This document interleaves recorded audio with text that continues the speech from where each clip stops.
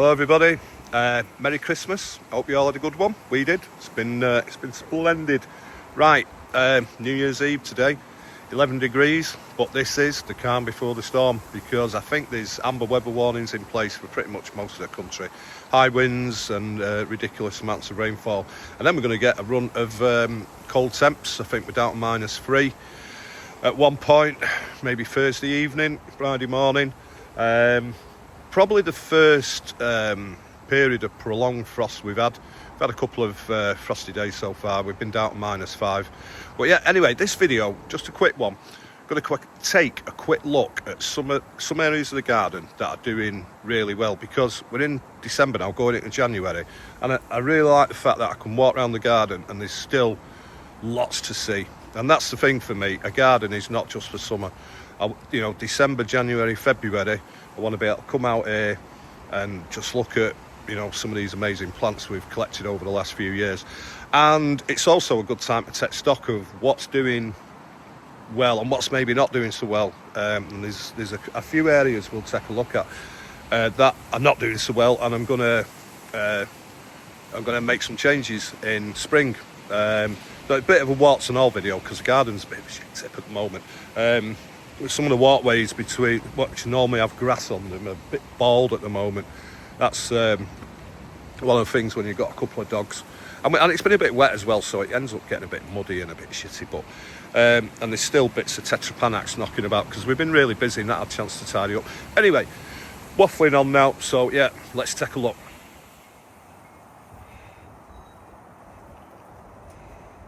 So this is the bed we built early last year.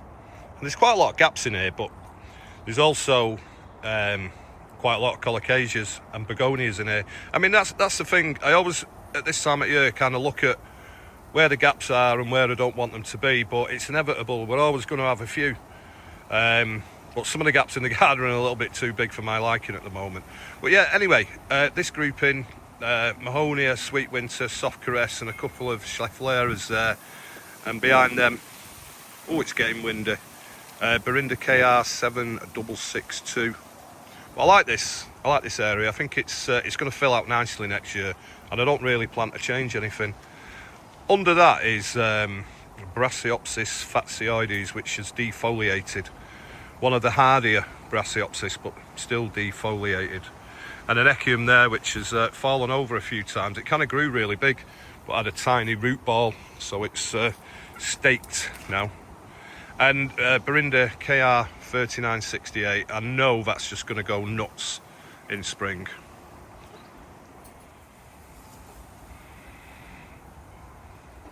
So this corner looks great. Trachycarpus I bought last year from No Bridge Nurseries. Going to be controversial here. I really like this plant, and I probably paid just slightly less than a B&M plant. That would be twice as big, but that's, for me, that is a better plant, but that's the way it goes. With Fatsia polycarpa, here's Bob. Yeah, nice combo that. And I've got some more Mahonias here, and that big gap there was where the Heniba was, and it is a little bit empty around there. So, but we are going to put the Heniba back there next year, so I need to plant in such a way that allows me to dig it up as well. Another KR plant at the back there, that I think is KR 5657. That looks quite nice. KR 7615 there.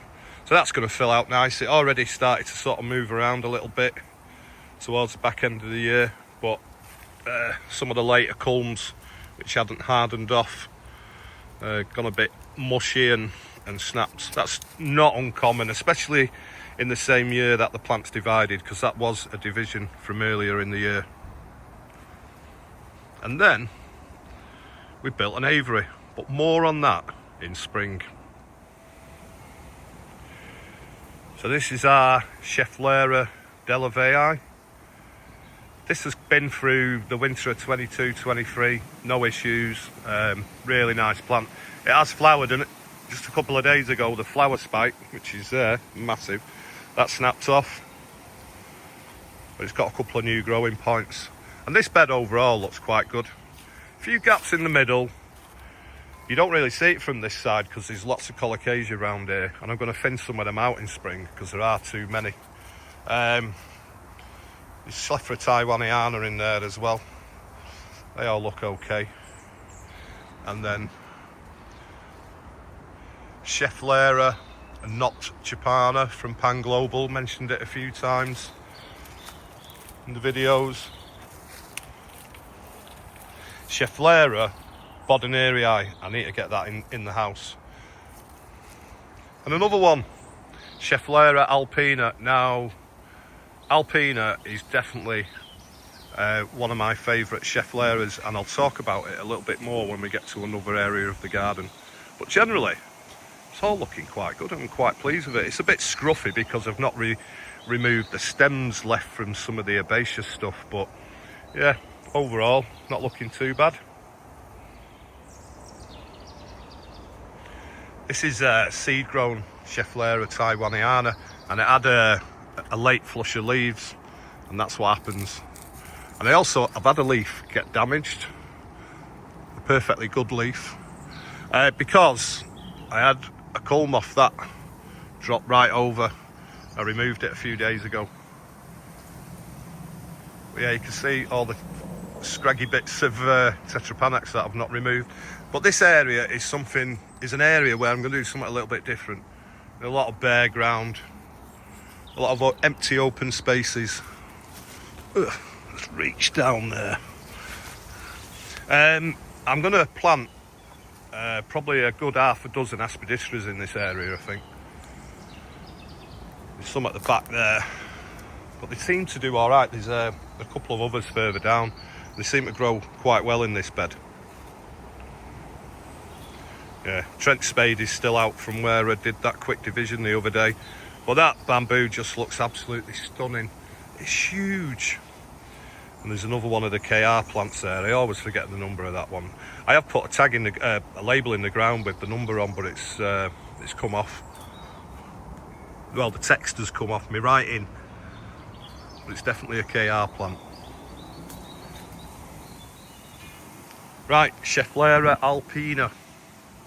So this bed, yeah, there's a few in this bed, and I like the way that it's turned out. This, apart from that, which is a Sasa, I bought that from Bamboo Kings as Indocalamus tessellatus, because there's another one and it's over there, and that is not Indocalamus tessellatus. I've got two of them. Oh, I've got one and split it, something like that. Can't remember now.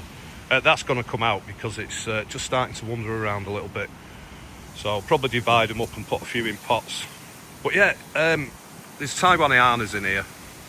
But Schefflera Alpina, there's a small one there which is guarded by this mesh to stop the dogs peeing on it, because they have a thing about this corner.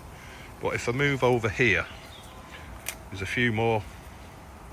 Now for me, it's one of my favourite Scheffleras.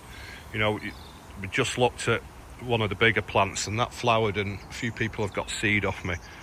But for me, in Manchester, this is proving to be a really good plant, and in my opinion, better than the micro-propagated Taiwanianas for just like overall resilience.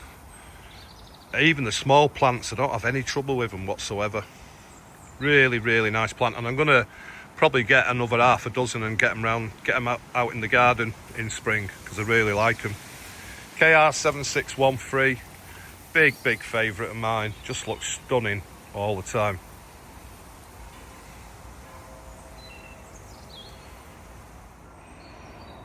And here's another Alpina. So this has been in here a good few years now. Got through winter 22, 23, no problem. And this is the cold end of the garden. I'm on the other side of that Berinda, the KR, that I didn't remember the number of. But yeah.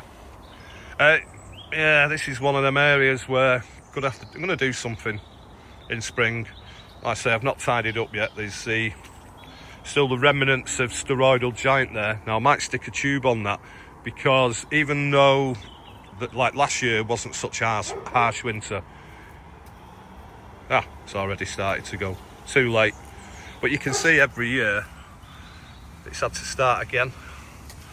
So definitely, in my experience, the least hardy of the Tetrapanax. But yeah, I'm going to do something a bit different.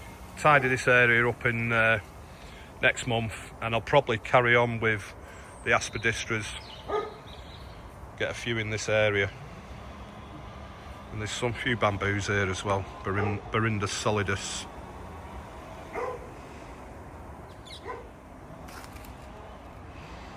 So the gunner is asleep. This area, I mean, I love the backdrop. Fargesia morelliae and Fargesia scabruda. The only thing I'm going to change here, I think, is just sort of try and blend the wildlife pond in a little bit better.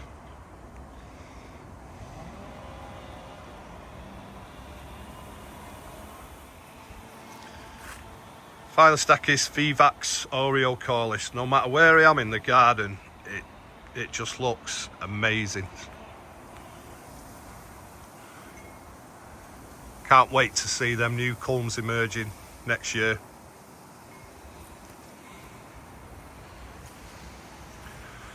Fargesia nitida. Now this is another area that I'm going to make some changes in. I think there's a Tetrapanax there, and then probably other bits of Tetrapanax knocking about. Yeah, there is. There's another one over there. I'm probably going to put a Trachycarpus in here. I think that'll make a big difference. Closes this gap up and just looks so much better.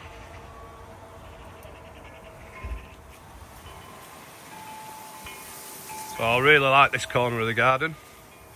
Schefflera rhododendrifolia. This gets hot down here. This is sort of mid-afternoon toasty in summer, and that's doing really well.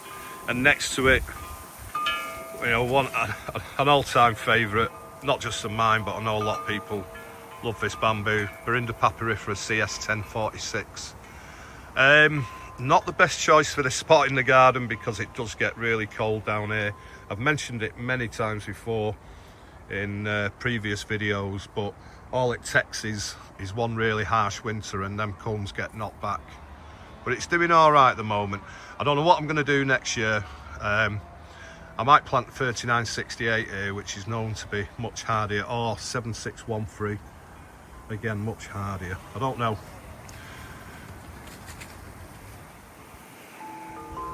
So this is worth a mention. Always had trouble getting stuff to grow in this area, and then I planted this euphorbia. It's the, apologies if I get the name wrong, John Felix X Pastorii or something like that. I could have googled it before I made the video, but there you go. But yeah, that only went in last year and it's done really, really well. Camellia, nice old school plant in the garden, just looks stunning, so that's why it's still there. And lots of big buds on it. I know there are a few people who appreciate seeing that. And the wall of bamboo down this side still looks amazing. Ooh, what's going on there then? Right, I'll save that for another video. Berinda frigida. Oh, move back. Fargesia rufa. And another Berinda papyrifera.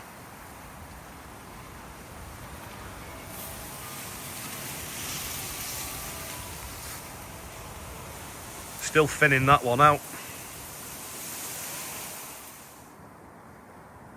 So this is one of the more established areas of the garden. I guess, you know, some of the plants have been in here a good 10 years now, and it does prove the point I was making at the start of the video, in that, you know, this area, no matter what time of the year, does always look amazing. I think so anyway.